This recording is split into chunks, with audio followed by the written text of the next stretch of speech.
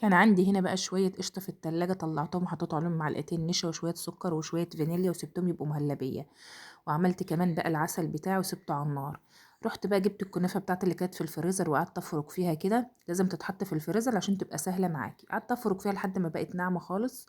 وجبت السمنة بتاعتي بقى وقعدت افرك فيها كده لحد ما كلها بقت كلها سمنة. قمت انا قاسمة بقى الكنافة بتاعتي في طبق كده، وقعدت اضغط بقى في اللي في الصينيه كده علشان تبقى قطعه واحده وتبقى متماسكه كده. كان عندي بقى شويه مكسرات كده برضو حطيتهم بقى على الكنافه كده بالشكل ده. بعد كده بقى جبت المهلبيه بتاعتي وفرغتها كلها كده، وقعدت اسويها بظهر المعلقه كده لحد ما ملت الصينيه كلها. الطريقه دي امي بقى كانت بتعملها لنا زمان واحنا صغيرين، كانت جميله قوي. ولا كانت بتحط مانجا ولا كانت بتحط حاجه، فرغتها كده ماشي. وطبعا الكسرولة دي مش هتتغسل كده، لا دي هتتلحس. انا وحمزة لحسناها.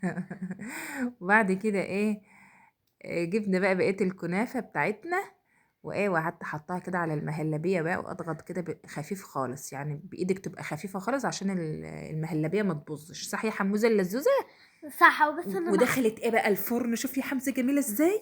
بص انا بحب الكنافه قوي بتاعت تيتا. بتاعت كده قوي قوي. بص اعملوا لايك واشتركوا وبعد كده عشان كده مزعلش منكم. ايوه اعملوا لايك واشتراك للقناه علشان تكبر كده. شوف بقى يا حمزه ها بقى لما طلعت من الفرن كانت جميله ازاي. اشفونا عشان ي... كان تعبان قوي. ايوه وادعوا لحمزه عشان عنده نزله برد وانا عندي نزله برد. شوف يا حمزه بقى وهي ما طلعت من الفرن اه وحطيت عليها العسل بقى اه واكلناها وهي سخنه. هي اه المفروض تبقى بارده بس انا بحبها عشان كان نفسي فيها قوي. قمت انا مطلعها بقى اكلالي حته كده ماشي. شوف جميله ازاي يا حمزه، جميله. شوف دي طريقه امي بقى.